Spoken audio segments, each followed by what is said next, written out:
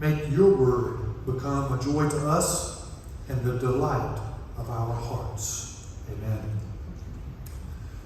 You know, Dr. Love said Tuesday, he bragged about us, about our joint service with 4 congregations, our Unity in Christ Sunday. And I have no doubt that the bishop has either already heard about this service or will hear about the service, because Dr. Love was so excited still. And that's 2 weeks after the event that we came together to do that. He mentioned in his sermon the song that several artists, quite a few artists put together, We Are the World. And after that sermon that he did, I went back and found that video of Michael Jackson and really the whole group of artists at the time, from country, from rock, from pop, from all different genres, came together to sing that we are the world, and that we are to live in perfect harmony. And that's something that we're going to talk about again today. Simba ran away from home. You remember the story? The Lion King, Scar, with his manipulation and devious ways, drove the pride into starvation. However, Simba returns and faces his fears. He accepts his calling and overcomes the evil Scar. It took 3 movies for the evil empire to fall. In The Empire Strikes Back, things got really shaky. And it sure seems as though all hope was lost. But the Jedi returns. So a little bit of hope goes a long way. It was years before Harry Potter was able to defeat Voldemort. One movie critic said he won because he had love and friendship. Do you remember the phrase, there's always light at the end of the tunnel? While surrounding yourself with friends and family who love you, you can get through anything. In today's text, Paul gives us some practical advice about what it means to be a true Christian. But his advice is pretty radical, even for us today. Let's take a look at Paul's advice to the Romans on behaving in the first century and to us today. I pick up in verses 9 and 10 from the New Living Translation. Don't just pretend to love others. Really love them. Hate what is wrong. Hold tightly to what is good. Love each other with genuine affection. And take delight in honoring each other. Paul is telling us to be real and genuine. We aren't to pretend. Now, I like the way the Message puts these 2 verses. It says, love from the center of who you are. Don't fake it. Run for dear life from evil. Hold on to dear life to do good. Be good friends who love deeply. Practice playing second fiddle. This is going to take a lot of effort, people. We are to help others become better. Take note of honoring each other. Sometimes this is full of selfish motives. Okay? We honor our boss in hopes of rewards.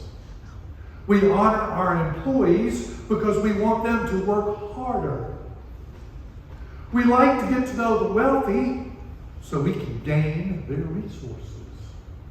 Finally, we honor the powerful in hopes of using their influence for us. That's the way of the world. That's what we do.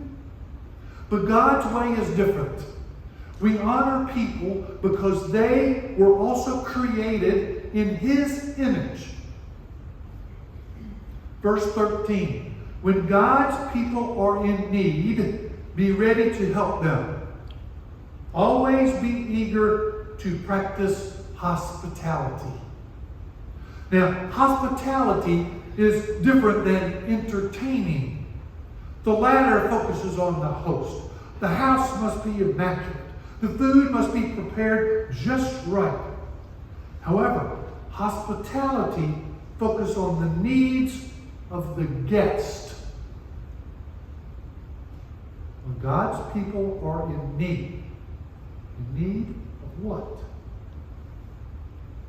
Okay, Paul is going to go ahead now and really shake things up. Verse 14. Bless those who persecute you. Don't curse them. Pray that God will bless them. Now let's face it, in today's society, that is just not the way the world reacts to persecution. Pastor Wayne Barber tried to make the point of how to live this out. He said, something happens when you are surrendered. Your whole life changes. There is something in me and my relationships to others that is drastically different. It is God in me. It is God in you. God is manifesting a love that human ability could never attain. It is a divine love. It is a sensitive love. It is a caring love. It is a selfless love. It is God in us, living and manifesting His life and love through us.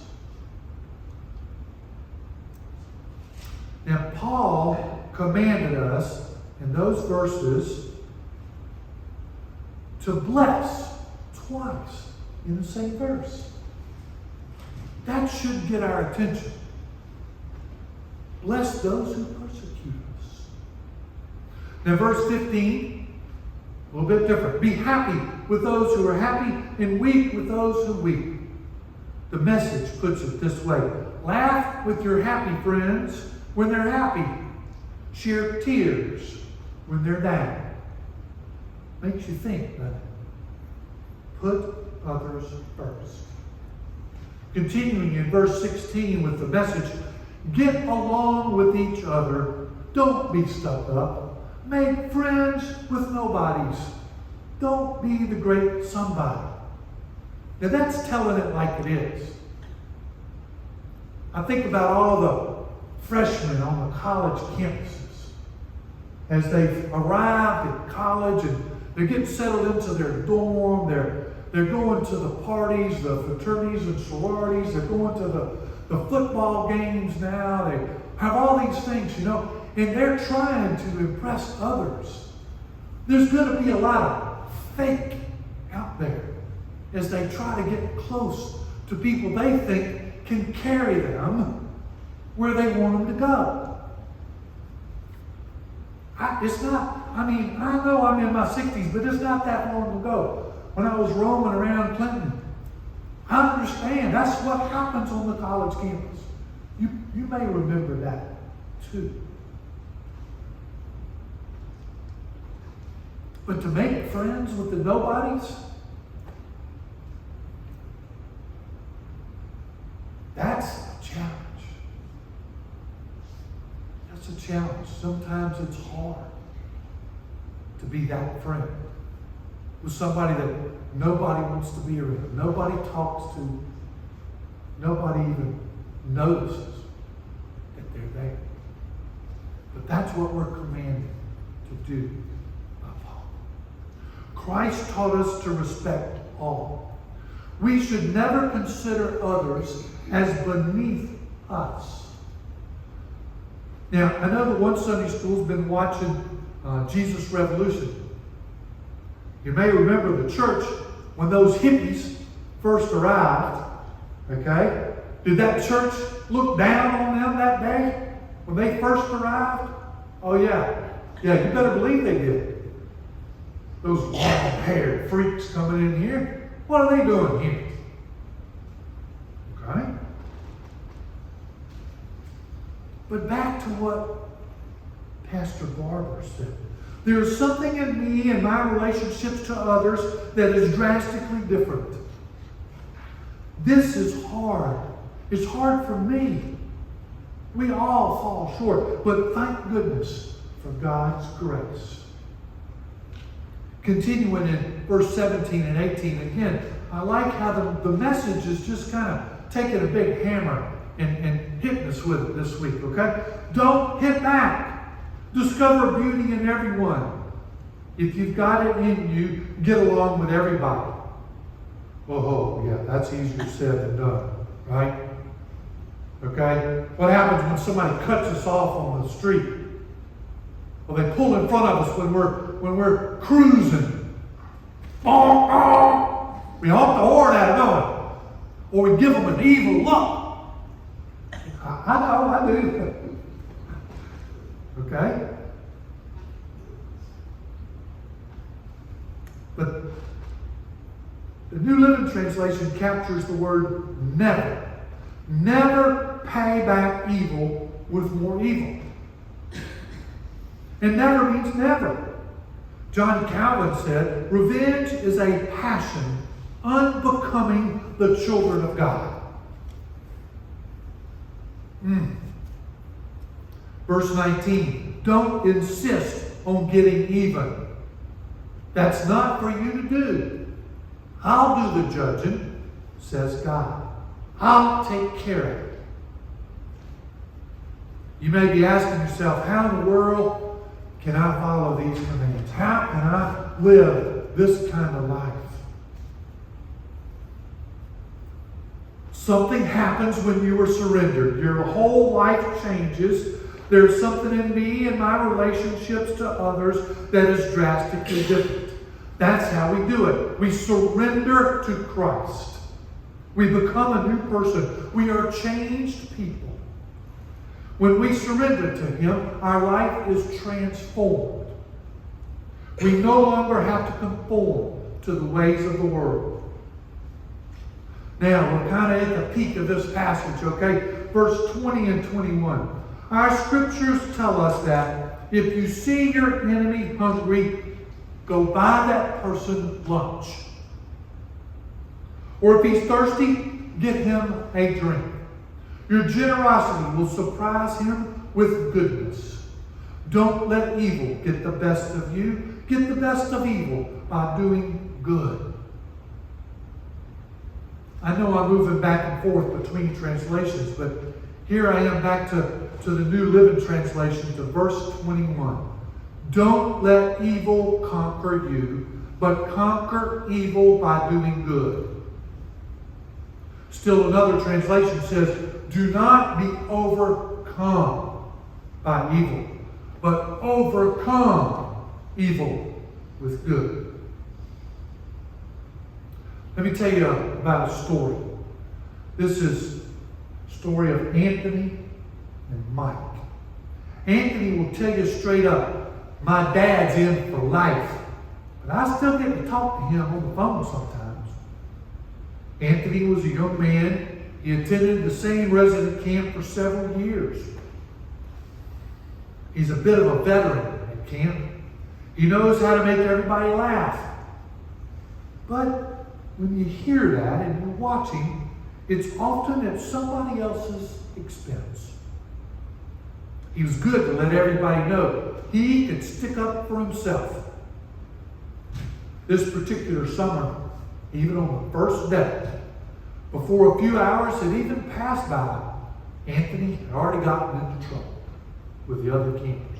Oh, he knew the right things to say to make good with the staff. He would be the first to say that he was sorry. But that was not anything but words to him. And so he would go on to one fight, and then another, and then another. His counselor, Mike, learned that he needed to be nearby. And when a conflict would erupt, he would be there. And he would try to talk with Anthony. After Anthony would cool down some, he would ask him questions about why he kept getting into trouble. Mike would often pray Christ to reach Anthony and change him. But it sure seemed fruitless. To Anthony, his father was his hero. He wanted to follow in that same path. The good news is that as Mike shared his faith with Anthony, he began to have many questions about God and the Bible. You see, he had been told that God didn't care and that God was responsible for many of the bad things that happened in his life. But Mike kept sharing and witnessing to Anthony. By Wednesday, Anthony and Mike had spent a lot of time together. They worked through conflict while other campers were enjoying field games and other activities. There was an incident where Anthony had thrown insults and even threats toward another camper. He and Mike again sat down. Anthony wanted to just say, "I'm sorry," and go ahead and play in the games. But Mike said, "I really want you to be able to play the game." And Anthony looked at him a little surprised. So Mike continued, "That is the reason why we sit, to talk through these things. I really care about you." Something seemed to click with Anthony. There was just a little glimmer of understanding. But Anthony was back to his old ways. Later that evening, he was washing his hands. One of the other boys lobbed an insult at Anthony. Mike could tell that Anthony was tensing up. Mike said to him softly, "What do you think you should say back?" Anthony turned and looked at Mike, and he realized something at that moment. He turned to the other boy and said, "Hey, I like your shirt." Mike's heart was filled with joy at hearing this response. At that moment, the one boy was confused by Anthony's kindness, and he called him another name as he turned to walk away. Anthony responded quickly, "I like your shoes too." Mike put his arm around Anthony's shoulder and told him that he was proud. Mike noticed a change in Anthony. There were no more conflicts for the entire week. He began to ask more questions about God. Anthony was overcoming evil with good. Last week we talked about it. And we are reminded today that when we surrender to Christ, we are transformed. And when we apply these principles taught to us by Jesus Christ, spelled out again here by Paul, we can overcome evil with good. Christ is the ultimate example of overcoming evil with good. On the night before he was betrayed, he sat with his disciples at the table. Today, we celebrate his table, the Lord's table. It's open to everyone. I see that a lot of folks have already placed their food items in the boxes. This is a wonderful response. Thank you so much as we continue to try to meet the needs in our community. By this, we're extending hospitality by meeting a need here in the community. Now, the ushers will direct you. We're going to come down this aisle. If you still have food to place in the boxes or around that, do so there. And you'll receive the gift here. Remember, in the United Methodist Church, we come with our hands outstretched in the form of a cross. Because we're going to give you and you're going to receive rather than take. You'll receive this gift of bread and wine. The body of Christ and the blood that he shed for us. Let us pray. Heavenly Father, as we come to your table today, we ask that we feel your presence, that we can understand, that we can be transformed into a new person, and that we too can overcome evil with good. In Jesus' holy name we pray.